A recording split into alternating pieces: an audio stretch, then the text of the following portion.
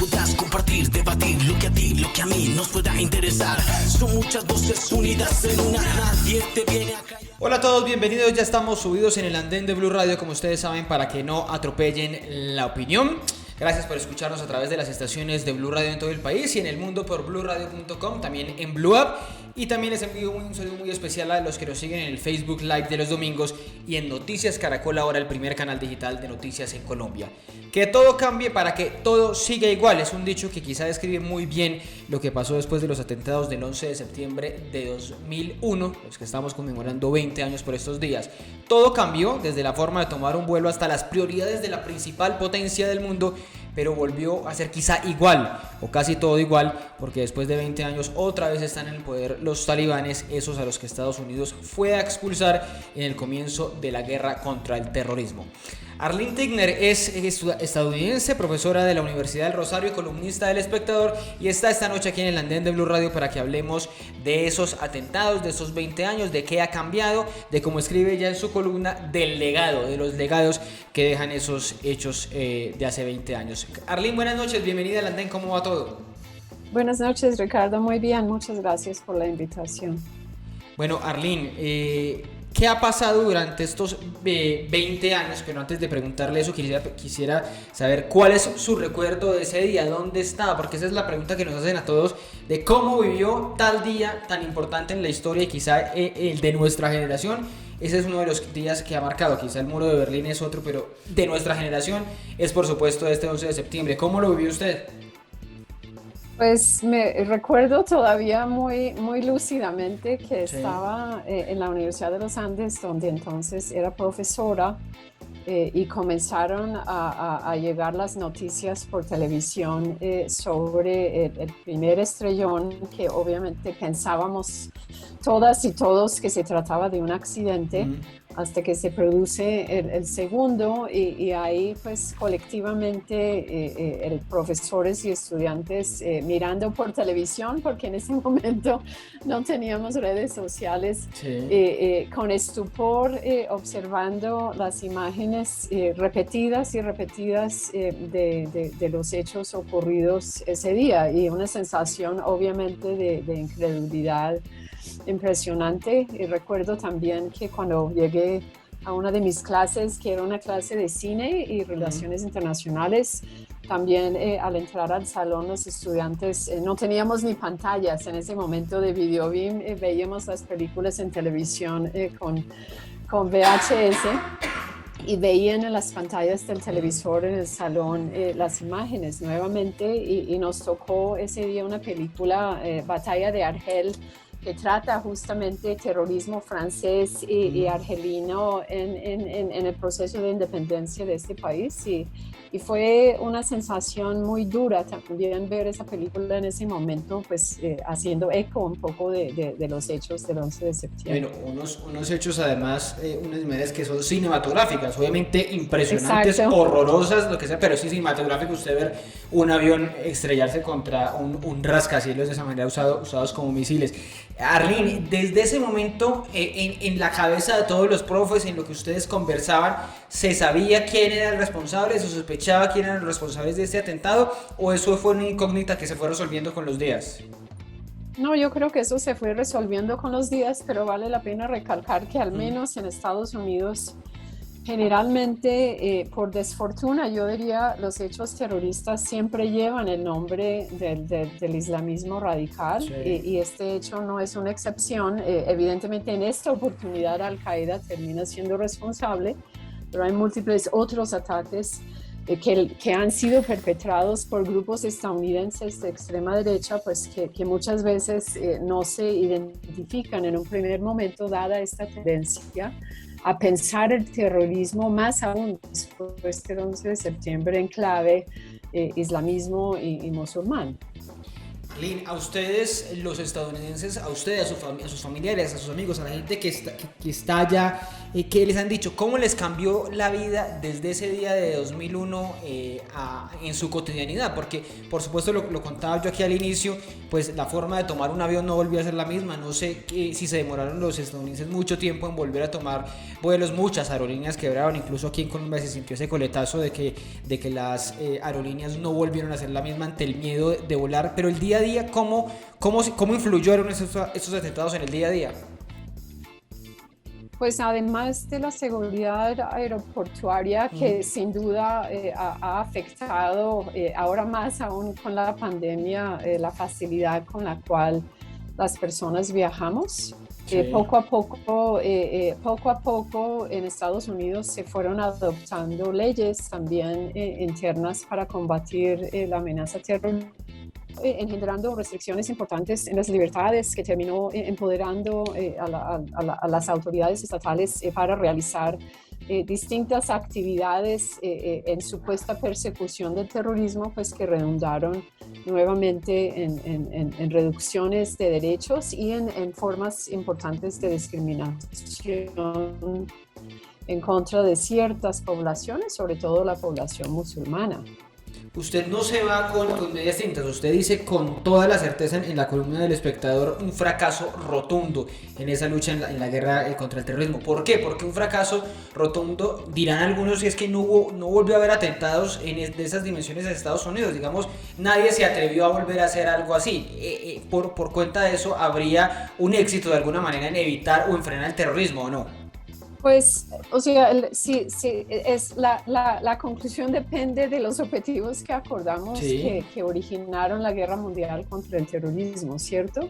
Si se trata en el fondo de reducir el número de grupos terroristas alrededor del mundo que pueden amenazar tanto a la población estadounidense como a otras poblaciones, yo creo que no hay duda alguna de que ha sido un fracaso absoluto. La proliferación por todo lado. Hay más grupos, están esparcidos geográficamente, pero adicional a esto, la concentración de la lucha antiterrorista en nuevamente el llamado islamismo radical hizo perder de vista la existencia de otras expresiones de radicalismo, comenzando con los grupos de extrema derecha, que tanto en Estados Unidos como en otras partes del mundo lograron proliferar luego de este momento, toda vez que los esfuerzos de Estados Unidos y de otros estados de Occidente se concentraron en un solo tipo de actividad terrorista.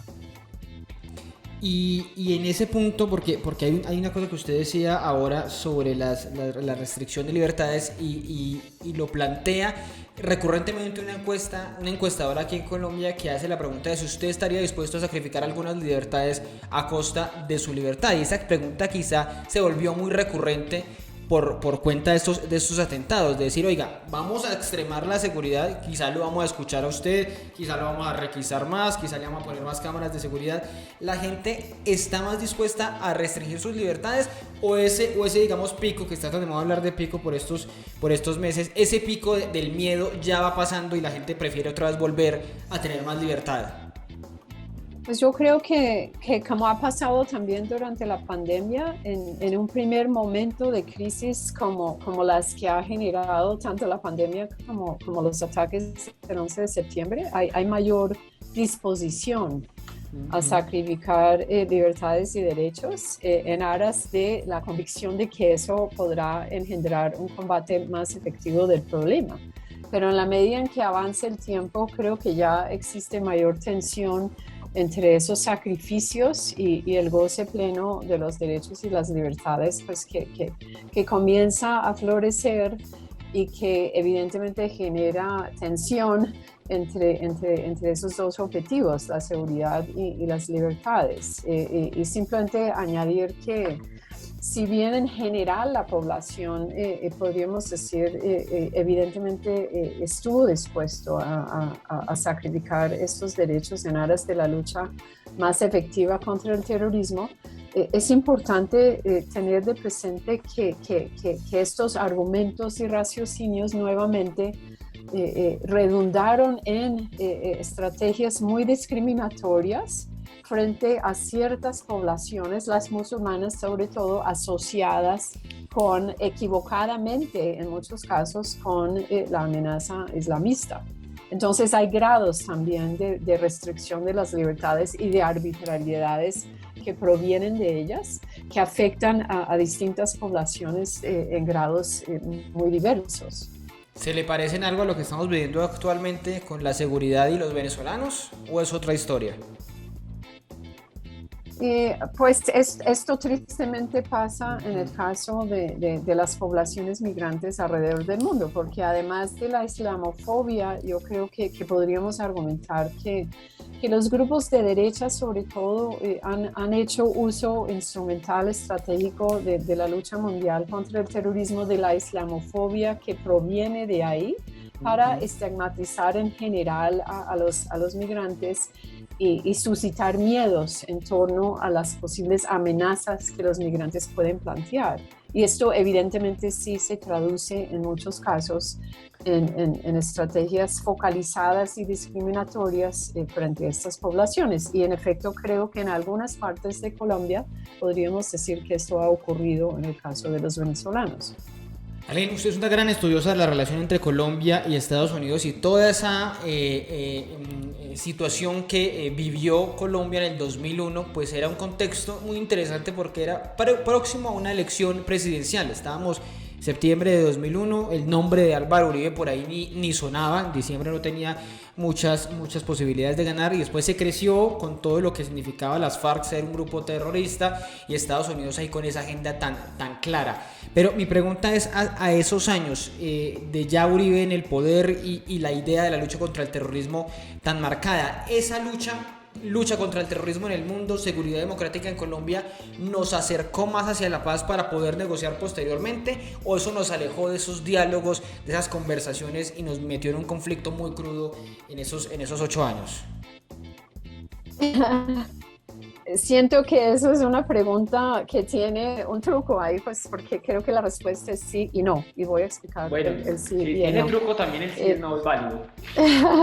Me parece importante señalar que fue Andrés Pastrana quien terrorizó el conflicto armado en Colombia, quien tomó la decisión a romper los diálogos en el Caguán, de declarar a las FARC un actor terrorista, cuando en el pasado dicho término nunca se había usado en el caso de este grupo insurgente.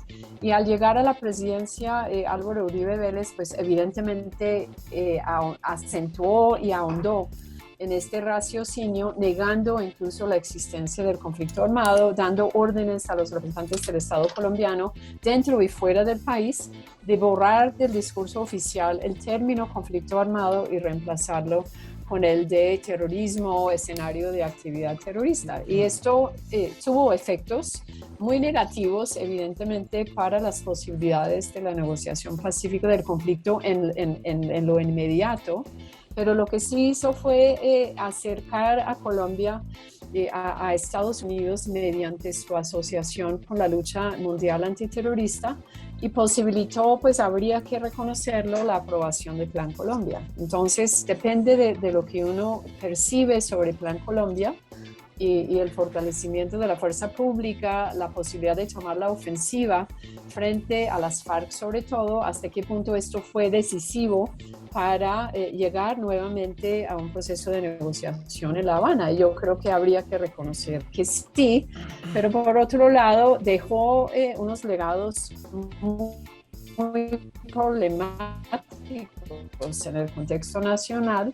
Comencé a interpretar y representar a las FARC incluso después de su proceso de desmovilización. Entonces creo que esto ha dejado heridas profundas en cuanto a la posibilidad de construcción de paz y de superación del conflicto, pues ya planteado como un escenario nuevamente de actividad terrorista. El país ha cambiado mucho en estos 20 años y esa es mi pregunta final, no solo en el sentido de que ya no vemos películas en las universidades con VHS y televisores, lastimosamente en las escuelas más alejadas del país pues quizás están en ese mundo de hace más de 20 años, pero se lo pregunto que nos ha cambiado mucho el país en estos 20 años y quizá ya la prioridad no sea exactamente la misma, que si hoy ocurriera un atentado terrorista, no sé, y es la pregunta que le quiero hacer, no sé si el país se vuelva a obsesionar en que esa es la prioridad y esa es la agenda para el 2022, la agenda de la campaña presidencial. ¿Qué tanto juega la seguridad, el debate, la agenda de seguridad en las próximas elecciones, teniendo por supuesto la amenaza de, pues acabamos de ver unos atentados recientes en norte de Santander, ocurrió hace un par de años, hace 3 años, un atentado en un centro comercial acá en Bogotá, en una escuela de la policía. La amenaza sigue viva, pero ¿eso le va a importar tanto o le va a influir tanto al elector el próximo año? Yo creo que es otro nivel de seguridad el que puede incidir en las elecciones. Digamos que las amenazas terroristas llamadas así de gran visibilidad pues son mucho menores y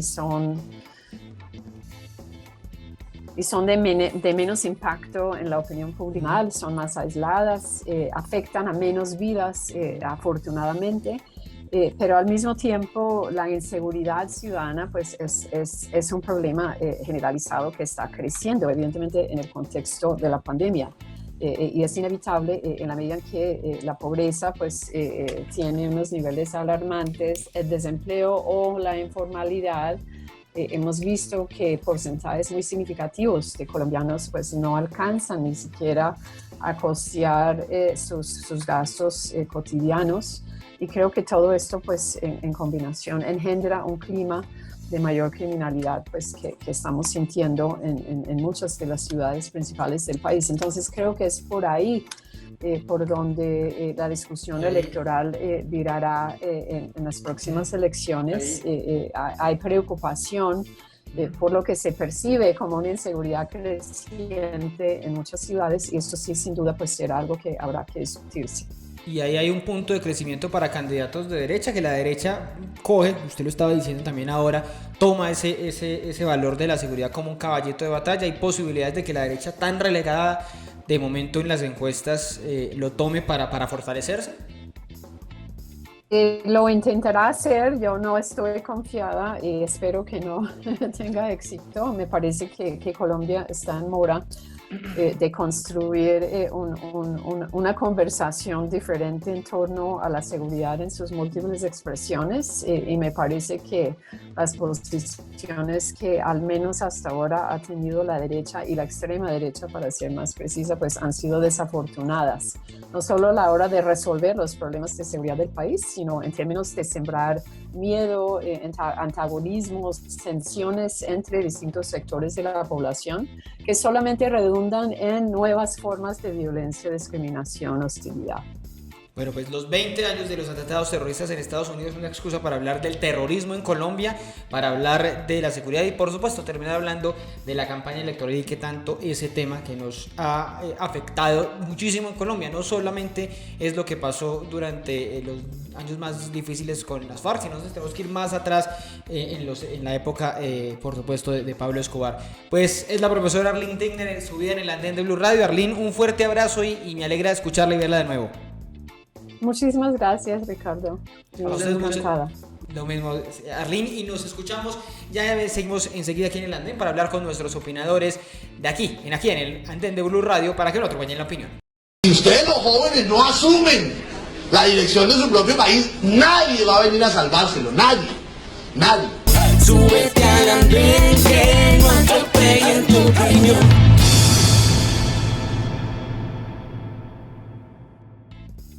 Gracias por seguir con nosotros en el andén de Blue Radio, los hechos en las voces de los jóvenes con argumentos. ¿Fue un éxito o un fracaso la guerra contra el terrorismo que comenzó Estados Unidos hace exactamente un año en Colombia? ¿Qué efectos tuvo esa guerra, esa lucha contra el terrorismo durante estas 2 décadas? ¿Y qué tanto nos cambió nuestra generación, nuestra forma de vida, nuestro día a día esa lucha que empezó en Estados Unidos, pero que por supuesto tocó a todo el mundo. De eso vamos a hablar aquí unos minutos en el andén de Blue Radio, con quienes ustedes ya ven y ya van a escuchar aquí en el andén. Saludo a Daniela Sierra, a Sebastián Solano y a Nicolás Goyeneche, que se suben en esta noche del andén de Blue Radio. Y empiezo saludando a Dani, que a propósito justamente sigue en Estados Unidos, y quiero empezar preguntándole cómo está allá viviéndose estos 20 años. ¿Hay alguna conmemoración especial en estos 20 años del 11 de septiembre? ¿El miedo de ese momento se acabó definitivamente? Dani, buenas noches. Hola Ricardo, buenas noches. Hola Nicolás y Sebastián. Un gusto estar acá de nuevo. La verdad, Ricardo, creo que y siento y veo sobre todo que todo el tema de Afganistán vuelve a estar revivido en las calles, sobre todo acá. Bueno, yo estoy en Georgia y acá se ha revivido demasiado. Tú las banderas las ves a media asta, sobre todo por el asesinato de los 11 soldados estadounidenses. Ha sido muy fuerte este tema, ha tocado muchísimo a la gente. Creo que de nuevo revive el temor y sobre todo, tú sabes, el patriotismo aquí en Estados Unidos es muy fuerte y se está exacerbando y se está viendo cada vez más en este momento. ¿Y eso qué efecto? O sea, que el patriotismo se exacerbe, el nacionalismo, ¿ha tenido algún efecto negativo o digamos es normal y ha sido sano de alguna manera? Yo creo que hasta ahora ha sido normal, ha sido sano, sobre todo por el asesinato de los 11 soldados. Como te decía, la gente ha hecho muchísimos, yo nunca había visto eso, muchísimos homenajes. La policía de Atlanta vestida de luto, en los restaurantes, bares, sillas, 11 sillas reservadas, haciendo conmemoración por el asesinato de los soldados. Entonces creo que es un sentimiento ciudadano. Dani, bueno, y hablemos un poco para preguntarles a todos rápidamente, empiezo preguntándote, ¿cómo ha sido desde la perspectiva? Porque nosotros, digamos, nuestra generación vivió eso estando muy pequeños, vivió eso como a lo lejos, pero nos han tocado todos los efectos del 11 de septiembre. Quizá algunos estamos que en el colegio, que llegando a casa, o en algún lugar de descanso viendo esas imágenes que las veíamos muy lejanas, pero nos ha tocado, como les digo, los efectos. Esa guerra contra el terrorismo hoy, viendo eso que estás comentando también de Afganistán, de la salida de Estados Unidos, hoy ha cambiado en algo el mundo, la forma de vivir, ha servido de algo esa lucha contra el terrorismo. Ricardo, es una pregunta muy fuerte. De hecho, estuve leyendo mucho sobre el tema y sobre todo personas que analizan esto que estamos poniendo en la mesa de debate. Yo creo que sí, hubo un cambio drástico alrededor del mundo, sobre todo, bueno, en cosas tan pequeñas como eran los aeropuertos no era tanta. Las políticas en los aeropuertos se endurecieron y digamos que eso personalmente nos ha llegado o afectado a todos. Ya en algo mucho más fuerte, radical, digamos, en la relación con Estados Unidos, la cooperación para la lucha contra el terrorismo y sobre todo en América Latina, este efecto boomerang que hizo en todos los países, y bueno, hablo por Colombia, de catalogar a los grupos armados como grupos narcoterroristas. Sí. Entonces creo que esto fue clave, sigue siendo clave para nosotros, nos viene afectando, digamos, directamente, positivo o negativamente, eso no lo voy a discutir en este momento, pero nos viene afectando en la manera en la que vemos toda la lucha, o que vimos la lucha con los grupos armados, después el proceso de paz y también cómo se vienen manejando las elecciones. Creo que eso nos afectó muchísimo. Es una percepción de muchos que el mundo giró hacia la derecha, le dio más importancia a temas de seguridad, le dio algunas concesiones al Estado para que pudiera ir un poco más allá en busca de preservar la seguridad, porque estaba ese miedo tan grande, pues valga la redundancia, el terrorismo estaba acechando en todos nuestros países. Sigo para escuchar esa primera percepción, saludando a Nicolás. Nicolás, buenas noches. Y esa pregunta, ¿sirvió de algo, nos ha ayudado de algo a Colombia en particular, pero al mundo, luchar contra el terrorismo cuando después de 20 años parece que damos el círculo vicioso y vuelven, por ejemplo, los talibanes al poder? Bueno, Ricardo, yo creo que la guerra contra el terrorismo no es simplemente una guerra que se pueda ganar y tener, digamos, 0 ataques terroristas en el mundo. Yo creo que el éxito de la guerra contra el terrorismo es que casos como el de las Torres Gemelas, hoy es más difícil que ocurra. Hoy es más difícil que como lo decía Dani, que se tomen un avión y lo estrellen contra edificios de oficinas. Hoy es más difícil que secuestren aviones y lo estrellen contra las instituciones de seguridad de los estados. Entonces yo creo que el éxito no se trata de que no existan ataques, sino que se dificulten, y mientras haya organizaciones que se dedican al terrorismo, es necesario enfrentarlas y es necesario sobre todo defender a la población. Y ahora que se habla del fracaso de la guerra de Afganistán, que lo veo como un fenómeno relacionado, evidentemente, yo creo que si hay una lección aprendida es que de pronto el terrorismo no se combate desde afuera llevando tropas al extranjero, sino que es un asunto mucho más doméstico. Es un asunto de protección de las fronteras, de protección de los elementos de interés en los propios estados, pero que no necesariamente se logra enfrentar al terrorismo desde la intervención en el extranjero. En Colombia tenemos un caso muy diferente. No olvidemos que Estados Unidos también sufre por el terrorismo doméstico de lobos solitarios, esos tiroteos o carros bomba, pero digamos de extremistas dentro del país. En Colombia tuvimos, digamos, una experiencia previa a las Torres Gemelas con el terrorismo. Nuestra generación, Sebastián, Dani, de pronto Ricardo sí,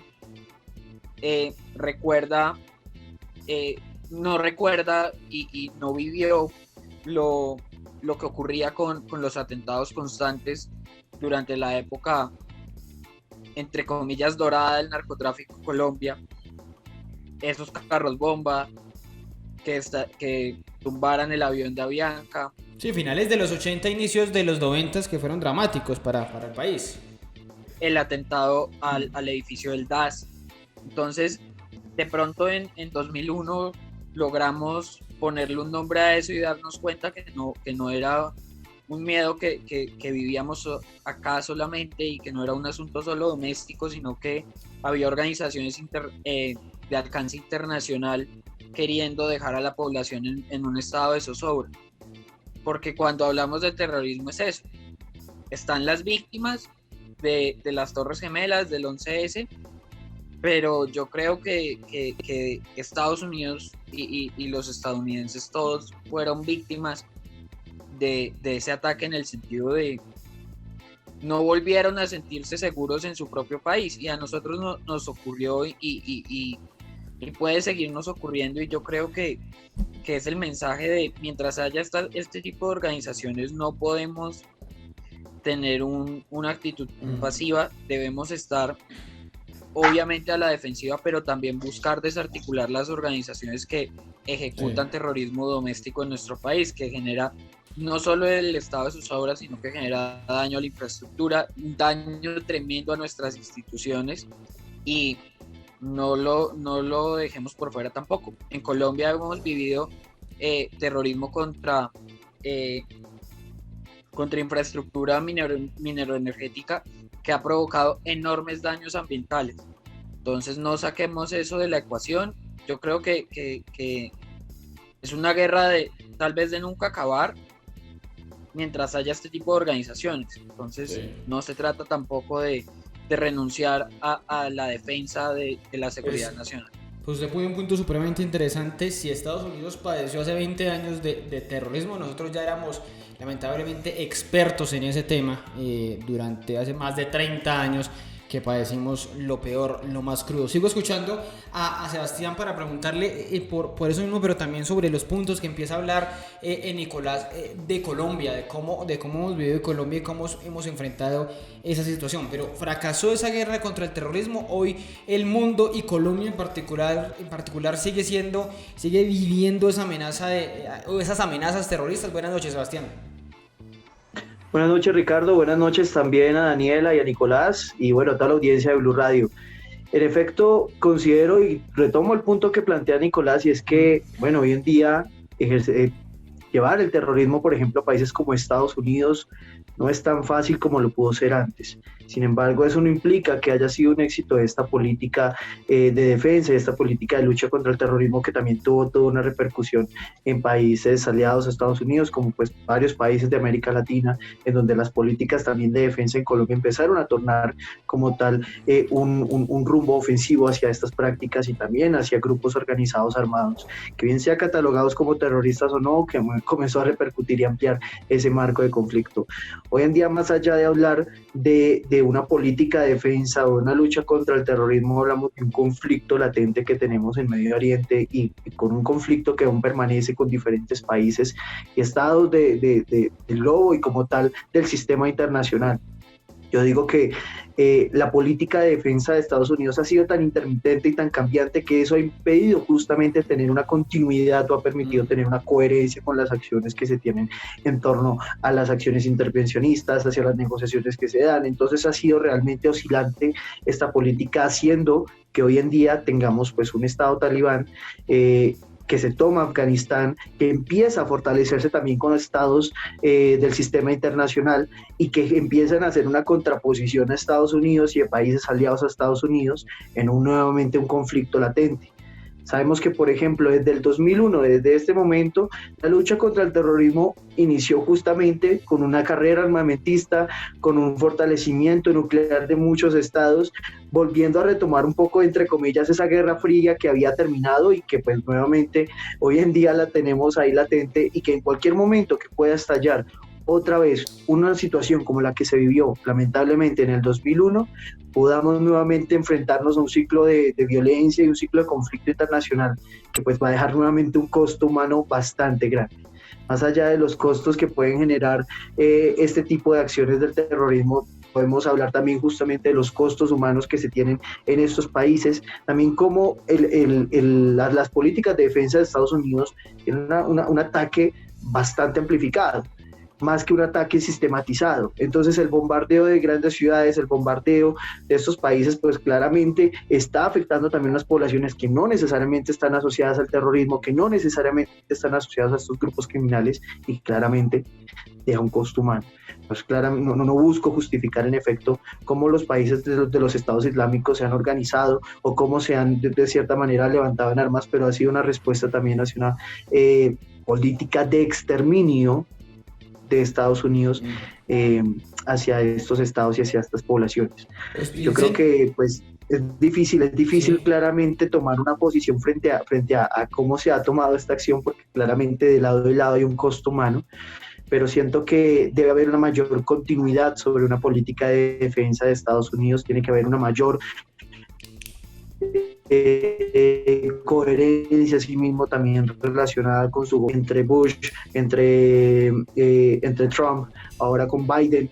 Entonces es bastante diferente también el enfoque en la que se ve el conflicto desde estos gobiernos de turno y cómo se le da una respuesta hacia este conflicto que aún está en los estados islámicos entre el Medio Oriente y Estados Unidos. ¿Cómo esto ha repercutido en Colombia? Claramente también hacia una agenda de defensa o una agenda de lucha contra el terrorismo. En Colombia pues también lo tuvimos y en cierto momento cuando las FARC y diferentes grupos armados entraron en ese grupo de grupos asociados o grupos terroristas, y eso pues de cierta manera también dio un paso a que en Colombia se trataran estas acciones de forma bélica y de forma pues contundente, pero que pues generaban un costo humano bastante grande en diferentes regiones y territorios del país. Quiero abrir aquí el debate entre todos y los escucho también a ustedes y los leo con sus mensajes a través de Numeralia Andén Blue, con sus comentarios ahí en Facebook Live, porque ubíquense en ese momento, en septiembre de 2001,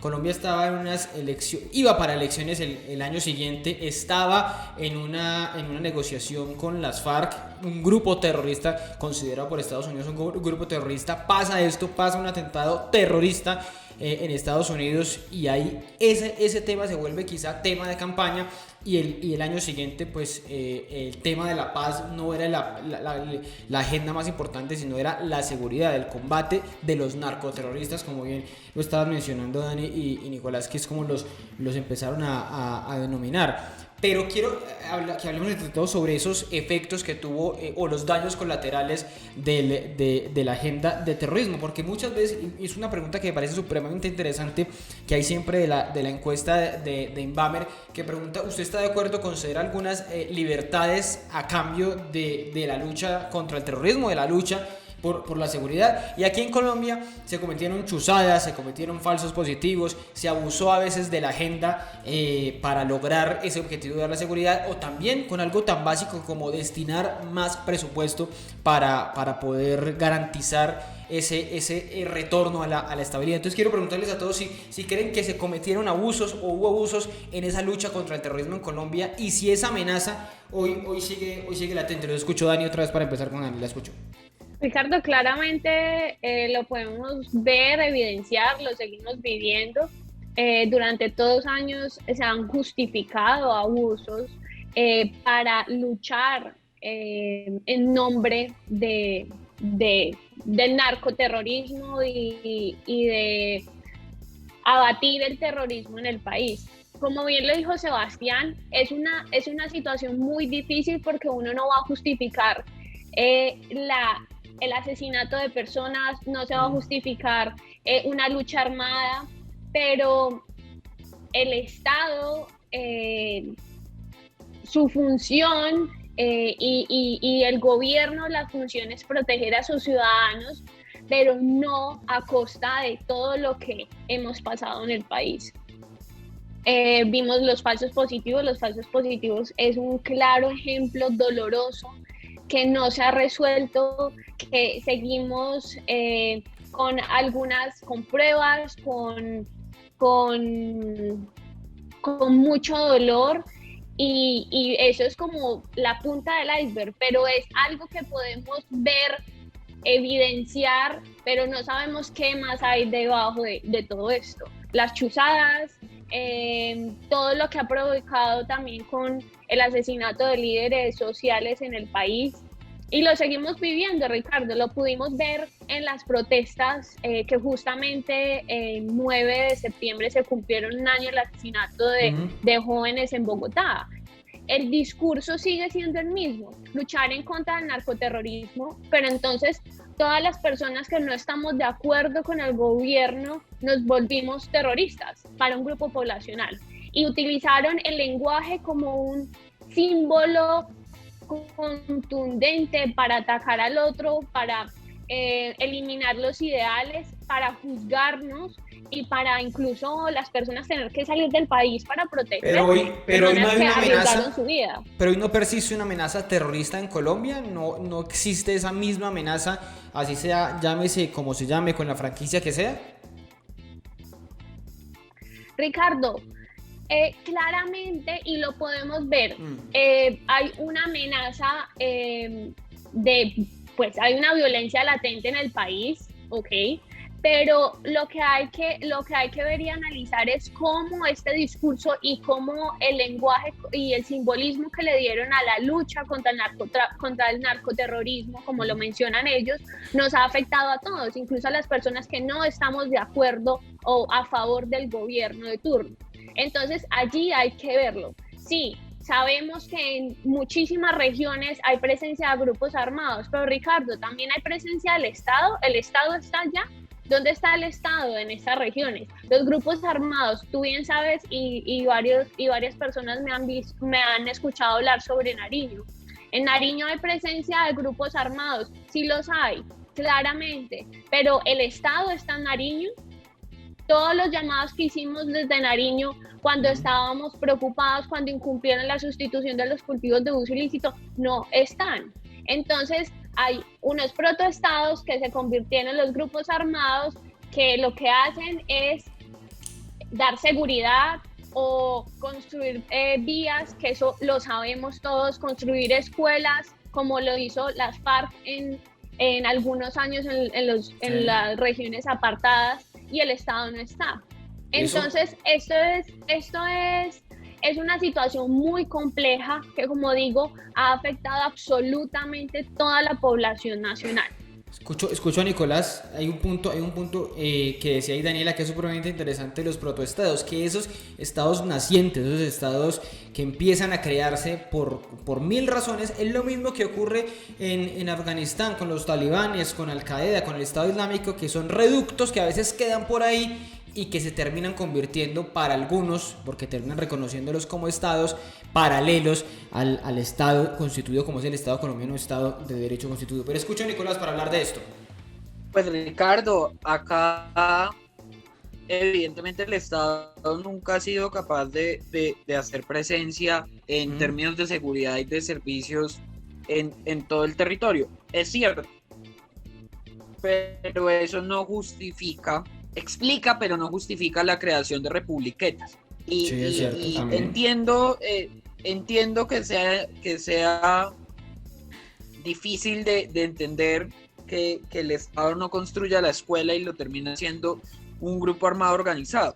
Pero recordemos también que esos grupos armados organizados, así como construyeron escuelas en el territorio nacional, rodearon de minas antipersona otras. Y hay cientos de historias de niños que sufrieron o porque pisaban una mina yendo a la escuela o porque cerca de la escuela había un campo minado. No, y bombardearon iglesias, nada más y nada menos. Recordémosle eso al país, recordémosle al país que bombardearon iglesias donde se estaba refugiando la gente de precisamente hostilidades entre grupos armados. Recordémosle también al país que hemos tenido atentados en la capital del país, que después de 2001, en el año 2003, en febrero, las FARC hicieron un atentado que tenía el propósito de dejar en zozobra a Bogotá en el Club El Nogal. Recordemos recientemente el atentado contra la Escuela de Cadetes General Santander, o los atentados que ha venido realizando los grupos armados en zonas de frontera recientemente.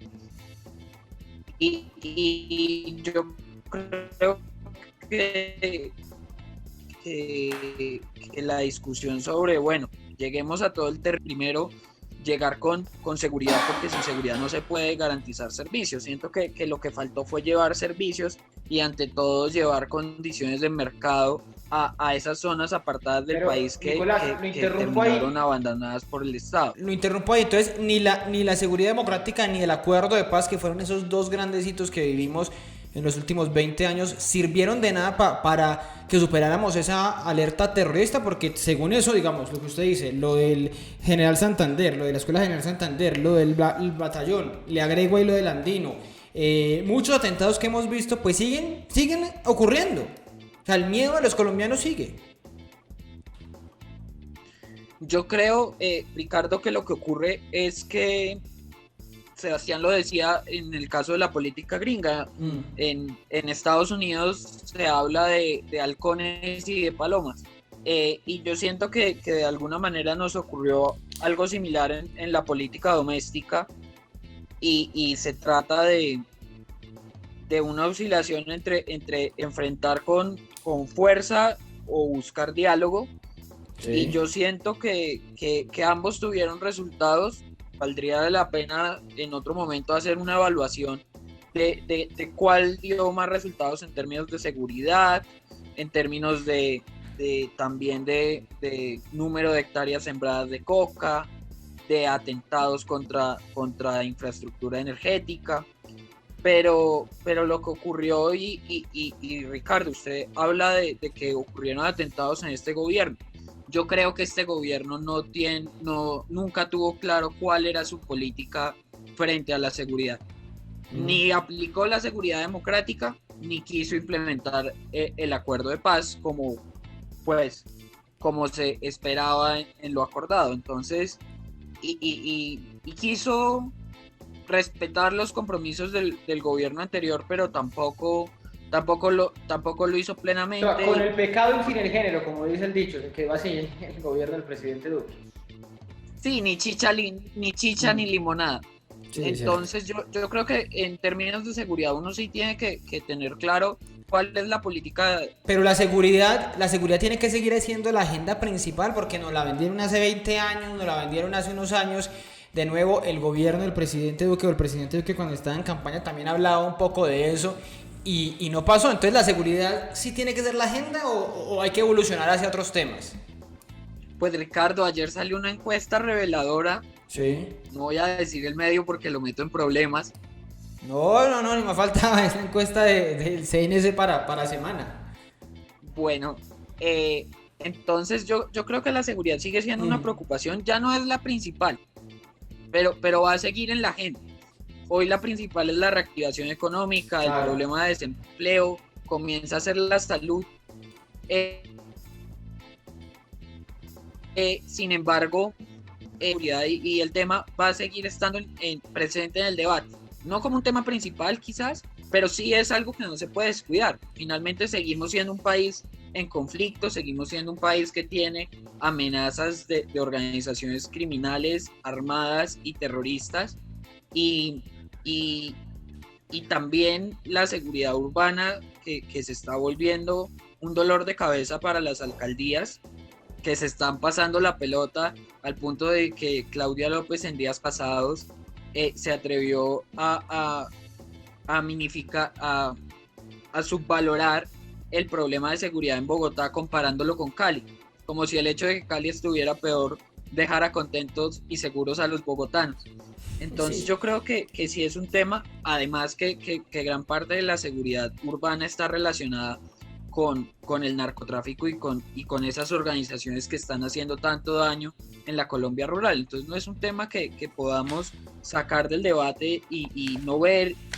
Va a seguir siendo una preocupación y creo que debe ser un punto que el próximo gobierno asuma, y sin olvidar que muchas de estas organizaciones que están planeando ataques en contra de los colombianos, en contra de las instituciones del Estado en Colombia, en contra de nuestras fuerzas militares y de policía, están operando no desde esos territorios apartados del país, sino desde más allá de las fronteras. Entonces tenemos que ser muy cuidadosos, seguir denunciando e insistiendo en el peligro que es que no podamos rodearlos, que no podamos acorralarlos porque tienen un espacio seguro al atravesar una frontera.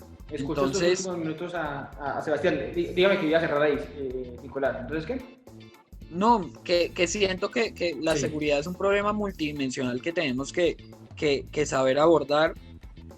Quizás haya espacios válidos de diálogo sin impunidad que se puedan adelantar, pero yo creo que el primer paso para eso es proscribir definitivamente los métodos terroristas para las luchas políticas que ejecutan ciertos grupos que yo siento ya no tienen ese manual debajo del brazo, ya no tienen ideología debajo del brazo, sino que tienen intereses en negocios criminales. Pero el primer paso es que en este país el terrorismo quede proscrito definitivamente. Sebastián, ¿lo escucho? ¿Hubo abusos? ¿Nos excedimos en esa lucha contra el terrorismo? Claro que sí. Partiendo desde el caso del Medio Oriente y toda esta lucha contra el terrorismo de Estados Unidos, para nadie es un secreto todo el provecho del petróleo que sacó Estados Unidos de estos estados, con una gran riqueza petrolera, con unas grandes riquezas también que fueron extraídas, y bueno, también de cómo esto le benefició geopolíticamente a Estados Unidos en su relación con otros estados de la región. Entonces, claramente hubo un beneficio que de hecho a veces uno podría pensar hasta qué punto se mantuvo y se priorizó la política de seguridad y en qué punto se maximizó y se priorizó esta política, o más que esta política, este interés de extracción y este interés de posicionamiento geopolítico. Los abusos se dan también aquí en Colombia, tú ya los mencionaste, Ricardo, hay otros más allá que también han estado en función de un beneficio del Estado colombiano con los recursos que se hacían hacia Colombia, con el Plan Colombia, con otros recursos que se daban para la lucha contra el terrorismo, y cómo esto realmente se reflejaba en pocas acciones del Estado colombiano hacia una verdadera provisión de seguridad desde los territorios. Entonces los abusos siempre existieron, y bueno, una pregunta que también ahorita le hacías a Nicolás y bueno, a Daniela, y que yo retomo mucho los puntos que plantea Nicolás, y es que las políticas de seguridad siempre van a estar, porque los estados son estados políticos que siempre van a estar defendiendo sus intereses propios. En estos momentos no nos preocuparía que más adelante se pensara una política de seguridad frente a Venezuela, una política de seguridad frente a otros estados vecinos. Siempre los estados van a estar defendiendo como tal sus fronteras, siempre van a estar defendiendo sus intereses políticos. Por eso estas políticas, desde un enfoque diferente, claro está, siempre según su gobierno, van a existir. Sí. Ahora bien, yo creo que es importante también mencionar como algunos de esos efectos políticos y socioculturales en nuestra generación. Yo, por ejemplo, en el 11 de septiembre del 2021 yo tenía apenas 3 años, no entendía el contexto, no entendía el entorno, pero sí entiendo hoy en día los resultados y los efectos que han generado también dentro de los estigmas, dentro de la persecución que también hay sobre personas con descendencia árabe, y también lo mismo se replica aquí en Colombia, desde los territorios. Entonces yo creo que hay unos efectos colaterales. La estigmatización como ahora los venezolanos, claramente. Claro, exacto. Es muy parecido. Tal cual. Entonces siempre van a generarse unos efectos socioculturales que marcan mucho nuestra generación y que ya han marcado a generaciones anteriores. Aún así yo siento que nuestra generación, viéndolo desde una forma bastante positiva, creo que entiende más y es un poco más crítica frente a esas posiciones, y frente también a la forma en la que el Estado toma y ejerce sus políticas, por ejemplo, como las políticas de seguridad, las políticas económicas, las políticas migratorias. Entonces, yo creo que todo da como resultado una configuración de que nuestra generación adapte y entienda más estas formas de hacer la política y de ejercer la política de nuestros estados, pero también de la forma en la que percibimos estos conflictos que se generan y los intereses que hay de por medio. Me quedo con usted, que les hago una pregunta solamente de sí o no para cerrar. Sebastián, ¿el país hoy está más seguro? ¿Usted se siente más seguro en Colombia o más inseguro que hace 4 años? Me siento completamente más inseguro que hace 4 años, desde la seguridad que hay dentro de los territorios, porque también trabajo en los territorios con comunidades y en lugares bastante afectados por la violencia, y me siento bastante seguro por la seguridad urbana. Creo que estamos unos 3-4 pasos atrás. Una respuesta corta. Dani, ¿más insegura o menos insegura que hace 4 años? Bueno, mi percepción es más inseguro, y sobre todo por mi familia, mis amigos, conocidos que están allá. La gente está realmente angustiada con lo que está pasando en el país. La inseguridad urbana, como ya lo dijimos, está muy, muy, muy grave, sobre todo en Armenia, una ciudad que no habíamos visto casos tan fuertes. En Pasto la situación está muy grave, la inseguridad urbana. Y creo que en los territorios también hay una sensación de inseguridad muy fuerte y de desesperanza, sobre todo. Y Nicolás, muy corto para cerrar, ¿más o menos inseguro? ¿No lo escucho ahí? Más inseguro, Ricardo, que hace 4 años. Insisto, este gobierno no supo tomar posición frente a cuál iba a ser su política de seguridad.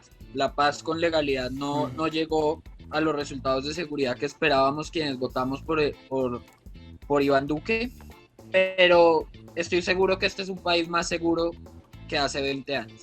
Bueno, esa es una buena respuesta también. Les termino diciendo, porque siempre les termino diciendo, hablando de la campaña del próximo año. Miren ustedes que la percepción de inseguridad es muy alta, 96% del país lo cree así que también ahí habrá un punto para que la derecha, que se mueve tanto en ese tema de llevar el caballito de la batalla de la seguridad, pues pueda crecer, porque en las encuestas aparece muy, muy lejano un candidato de la derecha, y bueno, la seguridad será un valor del que se aprovecharán. Pues a Dani, a Nicolás, a Sebastián, me alegra mucho verlos, les mando un fuerte abrazo, nos hablamos en una próxima ocasión. Y también a ustedes muchas gracias por acompañarnos en estos minutos del Andén de Blue Radio. Nos vemos y nos escuchamos la próxima semana aquí en el Andén de Blue Radio para que no atropellen la opinión. Súbete al andén que no atropellen tu opinión. Súbete al andén que no atropellen tu opinión. Aquí tú podrás compartir, debatir lo que a ti, lo que a mí nos pueda interesar. Son muchas voces unidas en una. Nadie te viene a callar.